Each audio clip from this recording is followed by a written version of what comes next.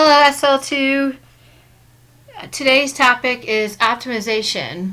The methods that we have learned so far in this unit to find extreme values have many practical applications in life. And today's topic and the next topic with economic costs are going to be good examples to show you how we're going to be applying calculus to real life. So again, today you can label your topic optimization.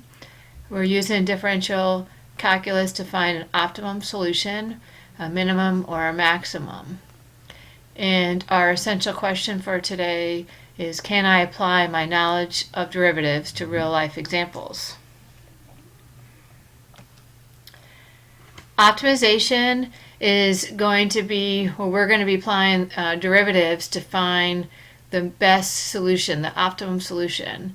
And typically it's going to be a minimum or a maximum. So we have several steps, and let's just walk through them.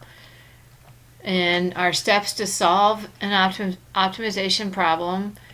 The first step is just to understand the problem. It's going to be a word problem.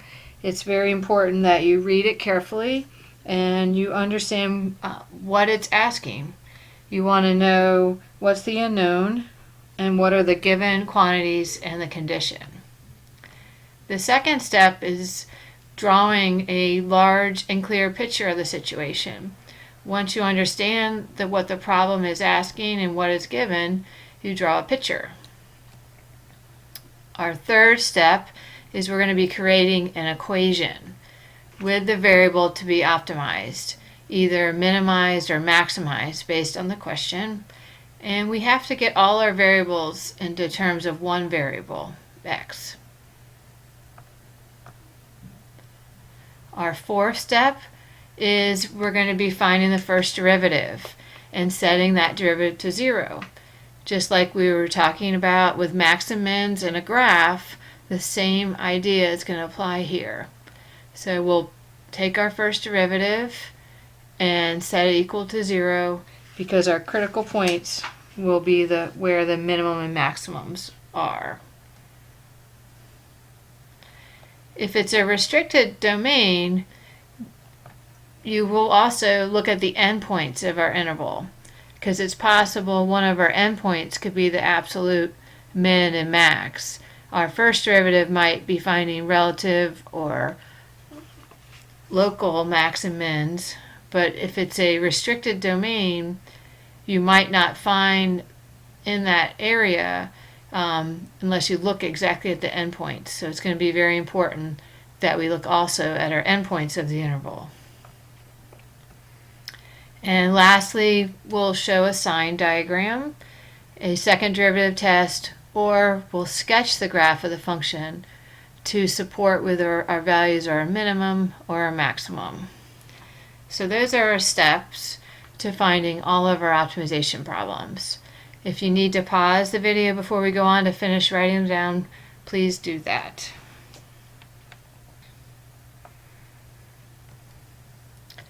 Okay, our first example today is going to be a farmer. Our farmer has 2,400 feet of fencing, and let's just break this down one step at a time. And he wants to fence off a rectangular field that borders a straight river. He needs no fence along the river, so what are the dimensions of the field that has the largest area? So first, let's make sure we understand the problem. And we have a farmer that has 2,400 feet of fencing. He wants a field that's rectangle and it borders a river. So he is only going to need to have 3 parts of his field. So our fence will only have to go over 3 parts. Okay, so I think I'm understanding, and the eventual answer they want to know is the dimensions of the field. So I need to find the length and the width of the field, or a lot of times we will call it the depth of the field and the width when it comes to farming. And we want the largest area. So let's look at a couple ideas of different pictures. Let's go ahead and draw. And there's probably 3 different scenarios you could think about. We could use a little bit of fence along, if we have our river here. Let's draw a little river.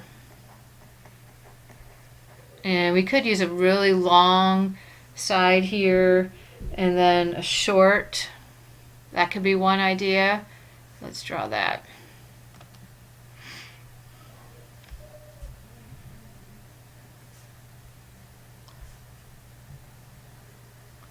And we only have a total of 2,400 feet. So let's just say this was really long. Let's just say it could be like 2,200 here and then only 100. And it's rectangles, so these two sides are going to have to be the same when we come up with our answer. So that would be one possible scenario. Another one, maybe it'd be a little fatter rectangle, and so this might be longer here. And let's say this is about 700 feet. We'll use 1,400 feet for the two sides, and then this would be 1,000. So again, this isn't drawn to scale. This is just my sketch to come up with, see what I think is the picture that could be. And the last one, another possible idea could be, it could be real thin. This way, real tall. If you look at using the river as our but again, this is a rectangle field, so depending on and then it doesn't say anything about what kind of livestock are available, but all they're worried about right now is the largest area. So let's just call this 400 feet here, and then if the rest has to be 2,000, then it'd be 1,000 on each side. So again, this is just possible ideas, and obviously we were just looking at possible things. So let's think about what would each area be in this case. So remember, our formula for area would be the length times the width. So in this case, we would have 2,200 times 100. So the area of this rectangle field, if this would be 220,000 feet there, squared. Our second one looks like it's going to be a lot bigger area here. And so 700 times my 1,000 would be 700,000 feet.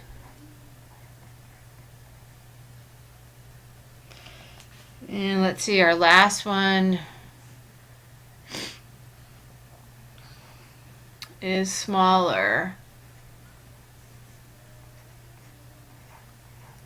So just in a kind of a quick kind of an idea in our head, it looks like we're going to have something more around this range. But again, our goal here is to find the exact largest area. So we're going to kind of, these are our kind of ideas, they're different pictures of what might be, and it looks like it's going to be something more like that rather than one side really long. It looks like they're going to be closer in length. But let's keep going. So we've gotten we understand the problem. We've drawn a large and clear picture of the situation. We have 3 different scenarios possible, and let's look at construct an equation.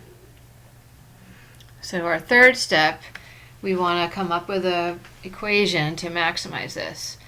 So we're finding an area, and we have to get it all in terms of one variable. So let's think of a couple things that we're going to have to know.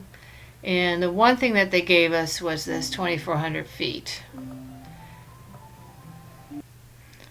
Okay, so the 2,400 feet would have to be the perimeter, the total perimeter. As I was coming up with these numbers, I knew my fencing would have to equal 2,400. And we know we have a rectangle field, so we know we'll have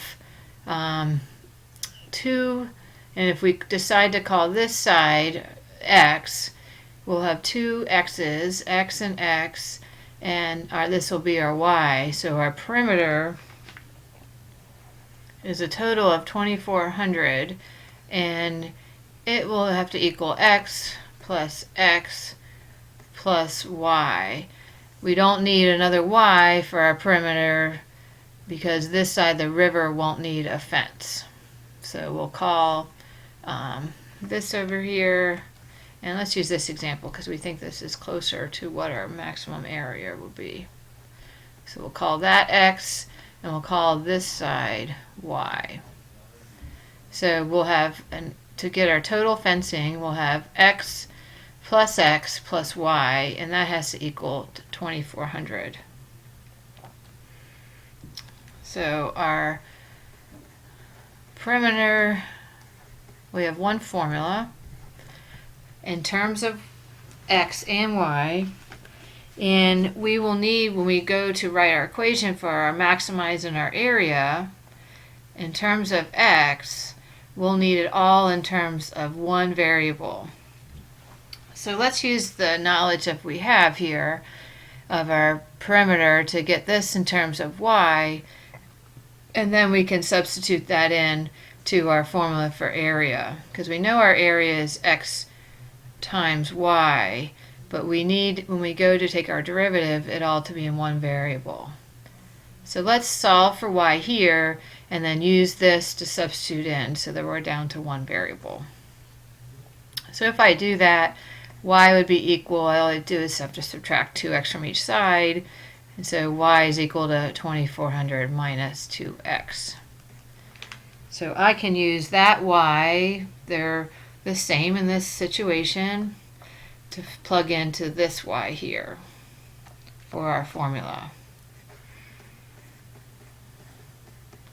So our area is going to be equal X times 2,400 minus 2x. And we can multiply that through. So it would be 2,400x minus 2x squared. So here is our function that we will be maximizing. Since it's we want to get the largest area, we'll be maximizing. Okay, so let's find our first derivative of our function here.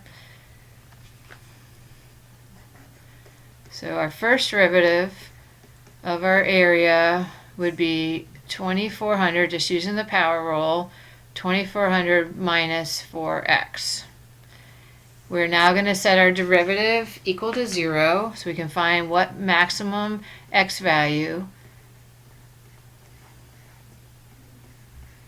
In this case, so if I solve for x, we get a pretty simple answer at x would be equal to 600 feet.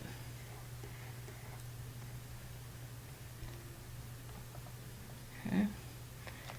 In our dimensions here, restricted domain, for our area, we would have to be at, from our x at the minimum would have to be 0, and our maximum would have to be 1,200, or the area would be 0. So that's our restricted domain.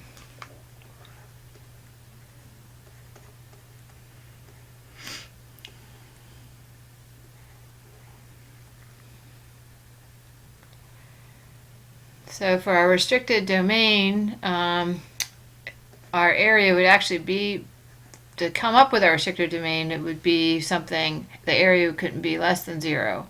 So if we end up looking at both our endpoints here, they actually are at 0. If I were to plug in x at 0 here, that endpoint, that would not be a maximum, that would be our minimum, and then our 1,200, if I plug that in, that's another minimum. So this value of 600 feet would be our